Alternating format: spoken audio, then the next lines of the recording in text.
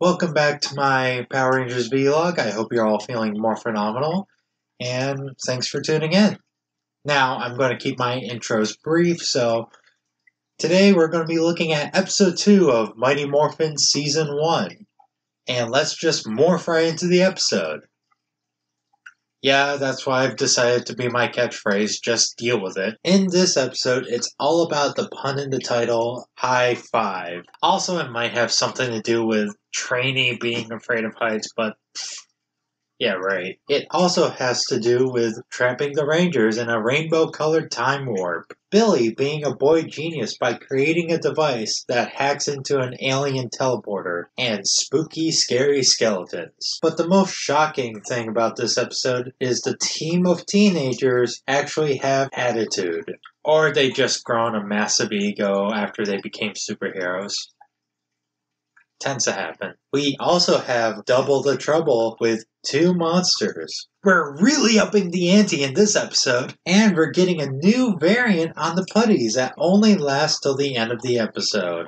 I know it sounds like I didn't actually say what the plot of the episode was, but please, let me know if you find one. I've been looking everywhere in this episode.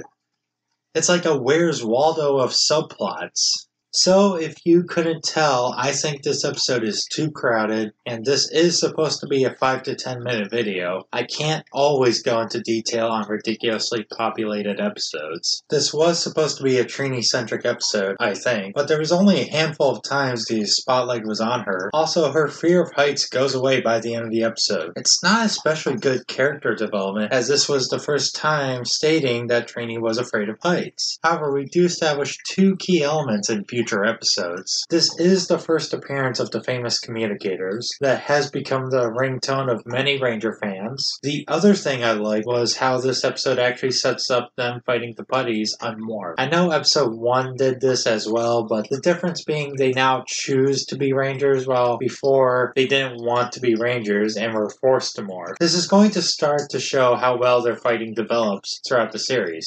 However, I really like the monster Bones, as he has this classy design for a skeleton monster. So speaking of monsters, like I just stated, the monster of the episode is Bones. Sort of. See, I also mentioned that there was two monsters in this episode. The other monster is named Giant.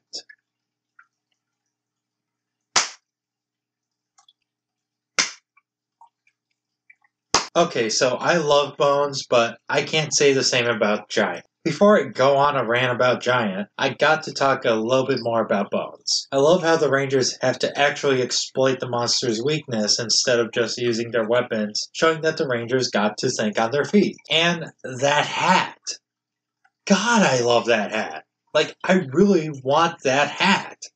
It's an awesome hat for an awesomely designed monster. Now we got Bones out of the way, let's rant about Giant. First of all, his name is Giant, which is the worst name for a Power Rangers monster, considering that most monsters in Power Rangers grow to be giant size. Heck, even some Rangers grow into giant size. So because of that, he's not exactly a giant, he's an average size monster. But I guess naming a monster normal wouldn't work either. Also, he's pretty much a knight, and isn't all too creative in design. Of course, they're already messing with time by opening a rainbow-colored time warp in the second episode. I can only imagine Time Force is not happy with that. There's a scene where the Rangers teleport onto Alpha, which causes him to say some 90s slang that's as forced and dated as you expect it to be. One last thing to note is that the Megazord doesn't make an appearance at all in the entire episode. In fact, only the Tyrannozord fights and destroys Giant, showing how Giant is so far the worst monster on the show. You know what? Giant's gonna be the first monster to be awarded the Weakest Monster Award. It's an award that I just made up for any monsters that I don't like. So, Giant, you are the weakest monster.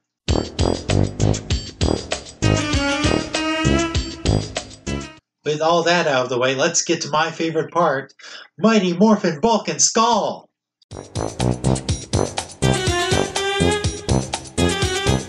In ends this installment, they're summoned when Jason and Billy are the victims of slapstick. It angers Bulk as he says, "The circus don't take ye clowns," which would be a pretty horrible circus if they didn't hire clowns. Then Bulk calls Jason the Monkey Man, indicating that Jason would be perfect in the circus. Which one is it, Bulk?